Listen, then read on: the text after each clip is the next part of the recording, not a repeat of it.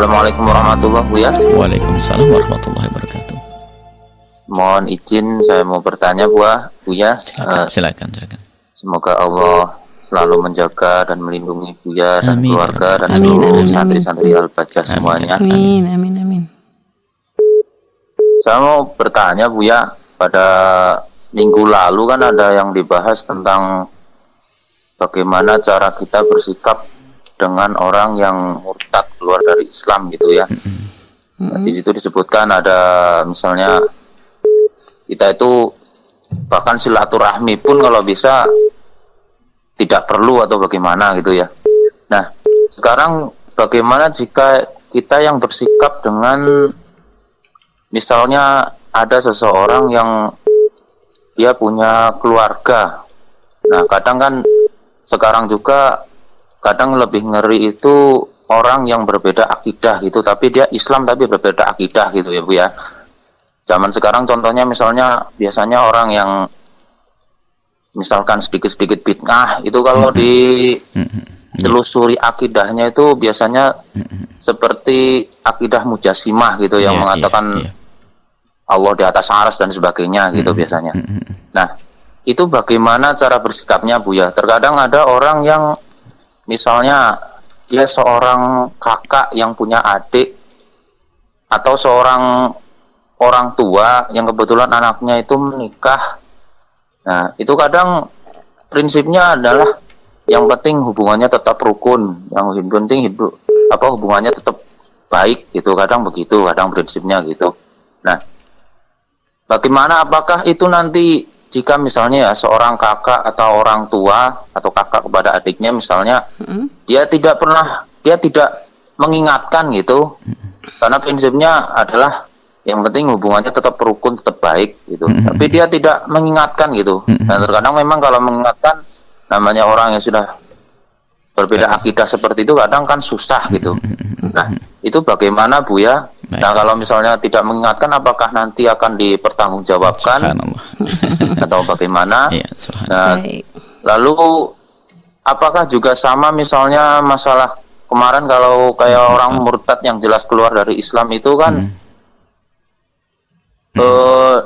misalnya mereka memberi sesuatu pun kita tolak gitu ya. Tapi bagaimana jika yang berbeda akidah seperti ini? Nah, bagaimana cara kita bersikap itu? Baik, subhanallah, terima kasih. Kemarin memang kita menyampaikan tentang orang murtad itu adalah dia tidak terhormat ya. Bahkan sampai kalau orang Nasrani di kiri kanan kita masih terhormat. Kalau meninggal masih kita wajib merawatnya. Tapi kalau orang murtad kita tidak wajib merawatnya. Sudah kita sampaikan pada pertemuan yang lalu, murtad itu adalah kurang ajar dan dia adalah pengkhianatan besar-besaran.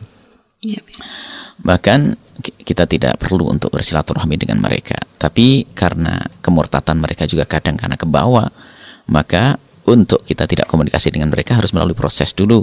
Dinasihati. Kalau sudah nggak mau, ya sudah ditinggal. Seperti itu. Baik, kemudian untuk urusan orang yang masih mengaku seagama dengan kita hanya karena akidahnya sesat, bahkan sesatnya jauh sekali, masuk Mujassimah yang mengatakan Allah bertempat dan sebagainya, itu adalah kalau dilacak ke atas juga ngeri sekali akidahnya. Kalau bukan karena mereka orang awam sudah masuk wilayah keluar dari wilayah iman, karena orang awam kan ikut-ikutan. Tapi kalau sudah kelasnya orang sudah bisa berpikir dengan akalnya, bisa saja sesat mengeluarkan dari iman. Jadi kalau orang awam bisa dimaafkan dari sisi keawamannya, tapi keyakinannya nggak boleh dimaafkan. Artinya begini, kalau ada orang awam punya keyakinan semacam itu, ya kita anggap dia salah, tapi dia adalah karena tertipu. Karena selama ini yang dianggap adalah juga Al-Quran, hadis, nama Nabi Muhammad disebut Allah, makanya dia mendengar. Maka perlakuan kita dengan orang yang akidahnya sesat ini berbeda. Kalau itu orang awam, kalau orang alim nggak perlu langsung didatangi, dihajar langsung. Dihajar itu bukan dihajar, maksudnya tidak dihajar, tidak perlu kita komunikasi. Kalau orang alim ternyata sesat, ini sangat berbeda karena dia ngerti seluk-beluk pemikiran. Makanya ngaji di tempatnya nggak boleh, dengar ceramahnya nggak boleh, wajib kita jauhi kalau itu orang yang menisbatkan, yang menobatkan atau menempatkan dirinya tempat alim ulama. Nggak boleh kita membaca bukunya, nggak boleh karena berbahaya sekali. Tapi kalau orang awam, karena banyak di antara mereka itu adalah orang yang selama ini rindu untuk pengajian, nggak ada pengajian lalu dia masuk majelis, tak taunya sesat dia ke bawah. Maka langkah pertama adalah Anda membuat pendekatan yang khusus kepada mereka. Anda pelajari bagaimana jalan sesatnya dia. Kalau jalan sesatnya mereka adalah karena bergaul dengan seorang guru, Anda tawarkan juga guru yang lain untuk bisa dekat dengannya. Kalau sesatnya dia adalah karena dia adalah sesat di majelis, Anda tawarkan yang halus untuk majelis yang lain. Hindari Anda berdebat di situ karena perdebatan akan menjauhkan hati. Apalagi jika ternyata dia ilmunya lebih pengetahuannya tentang, atau mungkin dia lebih pandai ngomong, maka Anda mungkin dianggap sebagai tidak berarti nanti. Hindari berdebat, akan tapi dengan akhlak. Setelah Anda mencoba untuk ini itu dan sebagainya, tidak boleh langsung dihajar. Langsung kita tidak mau berbicara dengan mereka. Upayakan dulu. Setelah Anda upayakan kok dalam hitungan Anda itu kok sudah susah, maka Anda bicara baik-baik dengan mereka. Mohon maaf karena keadaanmu seperti itu, wahai saudaraku, saudariku. Mulai hari ini aku harus, karena menurut keyakinanku adalah ini setelah dakwah yang lembut. Setelah dakwah yang lembut kepada mereka, yakinmu adalah kamu berbeda dengan apa yang selama ini dipelajari guru-guru mulia. Jadi mohon maaf jika saya tidak komunikasi dengan kamu sampai selesai. Saya harus menjaga iman saya dan akidah saya dan anak-anak saya. Jadi kasih tahu mereka. Dan setelah itu sudah Anda tidak perlu lagi komunikasi dengan mereka. Nah, seperti Anda tanyakan, yang penting menjaga. Untuk paling bahayanya menjaga tok, kumpul-kumpul tapi ternyata apa? Tidak mengingatkan. Anda akan dibawa nanti yang lain. Karena biasanya ciri kelompok sesat itu adalah karena diberi semangat oleh hawa nafsu dan setannya dalam menyampaikan itu lebih semangat daripada yang benar kadang-kadang. Nah, jadi biarpun mereka yang nggak benar banyak kan nggak enaknya, nggak enaknya kadang-kadang. Nah, ini mereka semangat, sementara Anda mungkin keluarga 12, hanya satu orang saja bisa buat keruh loh ya. Satu orang, subhanallah. Memang akidah kalau sesat buat kerusakan. Gara-gara dia itu keluarga jadi nggak enak. Subhanallah. Lah kenapa kok masih diikuti akidah semacam itu? Alasannya disamakan dengan Nabi. Nabi dulu juga begitu, diri sedikit kok. Dia mau menyamakan kayak Nabi. Kita sudah benar kita ikut baginda Nabi SAW. Saat ada satu kelompok yang nyempal satu, yang keluar satu, ternyata dia masa merasa kayak jadi Nabi. Maksudnya lebih baik dari yang lainnya. Ini adalah luar biasa. Bahaya sekali. Bahkan di sebuah masjid pun lihat keberanian mereka itu. Mereka itu ada satu orang bisa berdiri masjid hanya protes kepada khotibnya kalau tidak cocok. Sementara kita kurang semangat. Ada khotib salah keakidahnya pun kita masih diam sampai selesai khutbah. Ini kita kelemahan kita dari satu sisi.